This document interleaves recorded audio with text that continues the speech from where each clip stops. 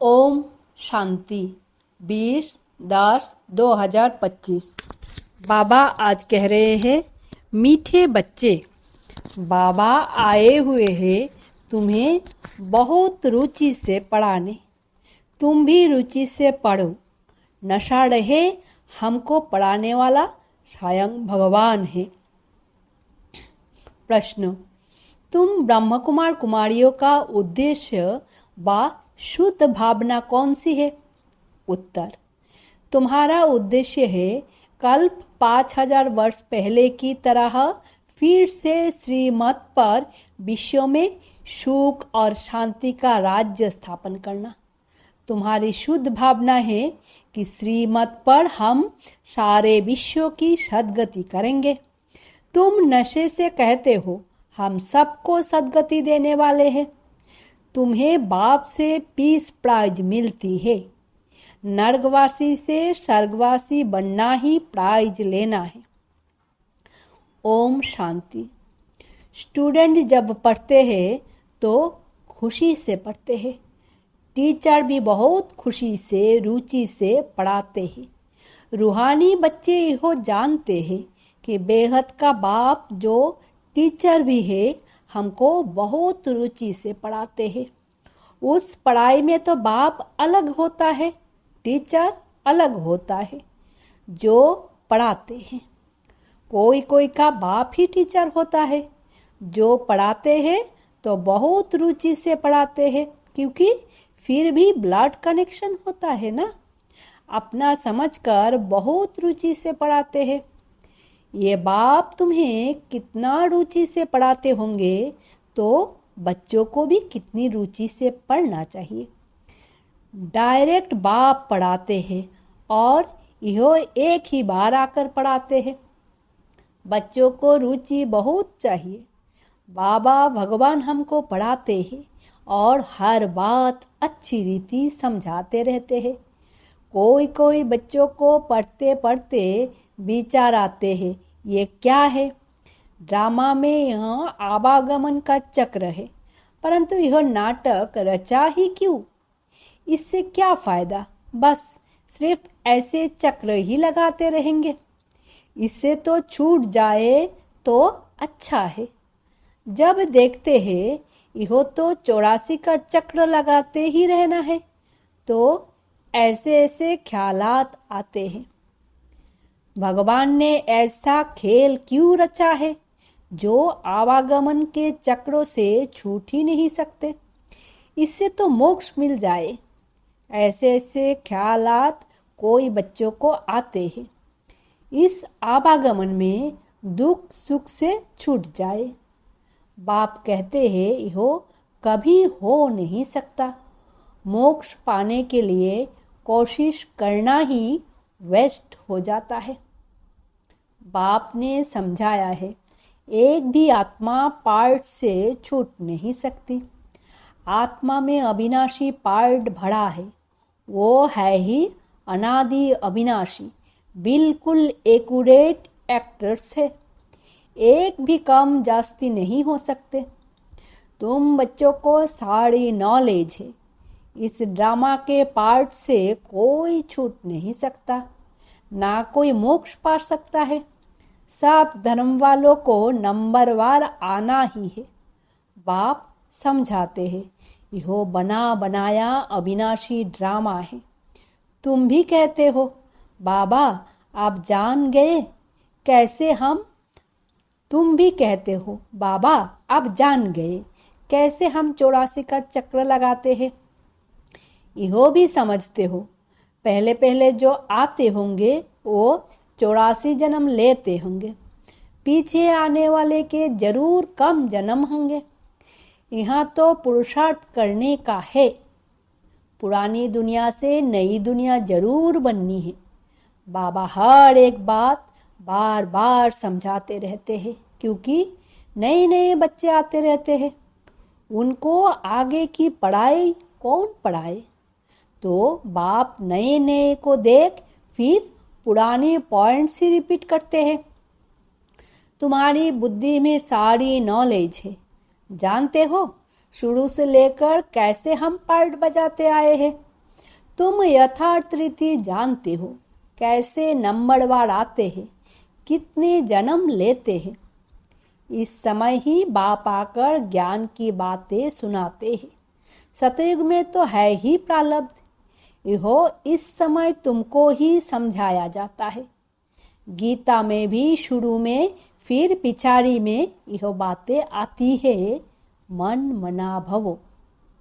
पढ़ाया जाता है स्टेटस पाने के लिए, तुम राजा बनने के लिए अब पुरुषार्थ करते हो। और धर्म वालों का तो समझाया है कि वो नंबरवार आते हैं। धर्म स्थापक के पिछाड़ी सबको आना पड़ता है, राजाई की बात नहीं। एक ही गीता शास्त्र है जिसकी बहुत महिमा है। भारत में ही बाप आकर सुनाते हैं और सबकी सद्गति करते हैं। वो धर्म स्थापक जो आते हैं, वह जब मरते हैं तो बड़े बड़े तीर्थ बना देते हैं। वास्तव में सबका तीर्थ यह भारत ही है, जहाँ बेहद का बाप आते हैं।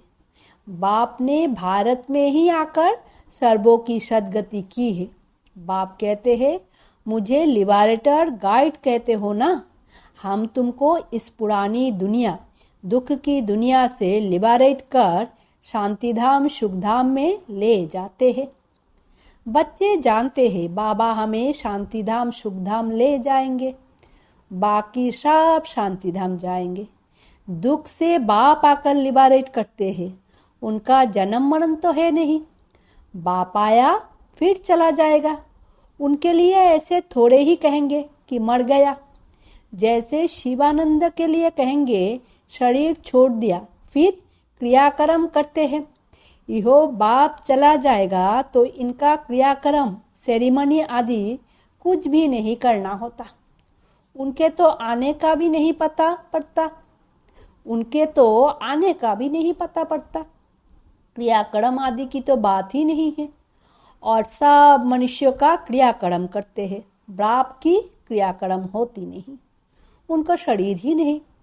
सतयुग में यह ज्ञान भक्ति की बातें होती नहीं, यह अभी ही चलती है और सब भक्ति ही सिखलाते हैं। आधा कल्प है भक्ति, फिर आधा कल्प के बाद बाप आकर ज्ञान का वर्षा देते हैं। ज्ञान कोई वहाँ साथ नहीं चलता, वहाँ बाप को याद करने की दरकार ही नहीं रहती। मुक्ति में है, वहाँ याद करना होता है क्या?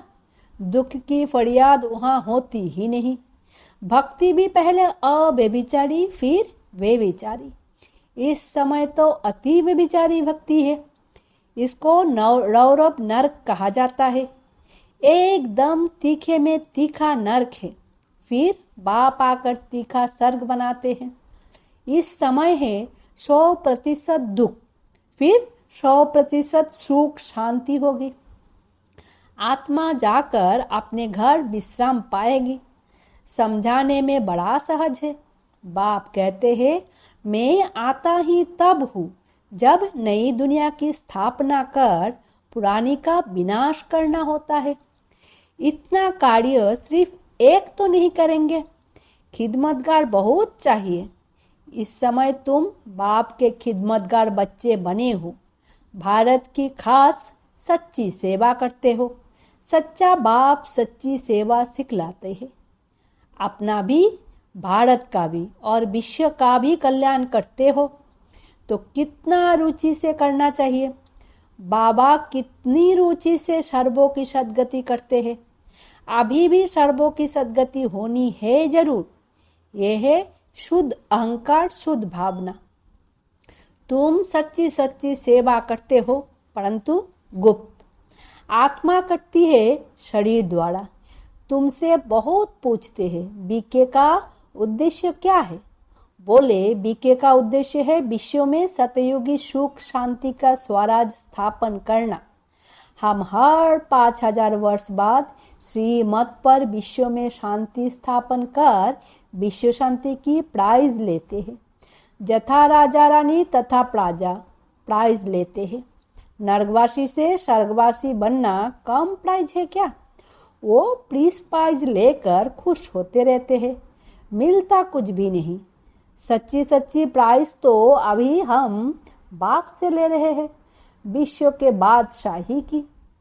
कहते हैं ना, भारत हमारा ऊंच देश है, कितनी महिमा करते हैं। सब समझते हैं हम भारत के मालिक हैं, परंतु मालिक है कहाँ? अभी तुम बच्चे बाबा की श्रीमत से राज्य स्थापन करते हो। हथियार पावर तो कुछ है नहीं, हथियार पावर तो कुछ है नहीं। दैवी गुण धारण करते हैं, इसलिए तुम्हारे ही गायन पूजन है। अम्बा की देखो कितनी पूजा होती है, परंतु अम्बा कौन है? ब्रह्मा है बा देवता, आदि आदि इहो भी पता नहीं। अम्बा, काली, दुर्गा, सरस्वती आदि ऐसे बहुत नाम हैं। यहाँ भी नीचे अम्बा का छोटा सा मंदिर है। अम्बा को बहुत भुजाएं दे देते हैं, ऐसे तो है नहीं। इसको कहा जाता है ब्लाइंड फेथ। क्राइस्ट, बुद्ध आदि आए, उन्होंने अपना अपना धर्म स्थापन किया, तिथि तारीख सब बताते हैं। वहाँ ब्लाइंड फेथ की तो बात ही नहीं। यहाँ भारतवासियों को तो कुछ पता नहीं है हमारा धर्म कब और किसने स्थापन किया। इसीलिए कहा जाता है ब्लाइंड फेथ। अभी तुम पुजारी हो, फिर पूज्य बनते हो। तुम्हारी आत्मा भी पूज्य तो शरीर भी पूज्य बनता है। तुम्हारी आत्मा की भी पूजा होती है, फिर देवता बनते हो तो भी पूजा होती है। बाप तो है ही निराकार, वो सदैव पूज्य है, वो कभी पुजारी नहीं बनते हैं। तुम बच्चों के लिए कहा जाता है आपे ही पूज्यो, आपे ही पुजारी। बाप तो एक बार पूज्य है। यहाँ आकर बाप सच्ची सेवा करते हैं, सबकी सद्गति देते हैं। बाप कहते हैं अब माँ में कम याद करो, दूसरे कोई देहोदारी को याद नहीं करना है। यहाँ तो बड़े बड़े लखपति करोड़पति जाकर अल्लाह अल्लाह कहते हैं। कितनी अंधश्रद्धा है। बाप ने तुमको हम सो का अर्थ भी समझाया है। वो तो कह देते हैं शिव हम, आत्मा सो परमात्मा। आप बाप ने करेक्ट कर बताया है। आप जज करो, भक्ति मार्ग में राइट सुना है या हम राइट बताते हैं।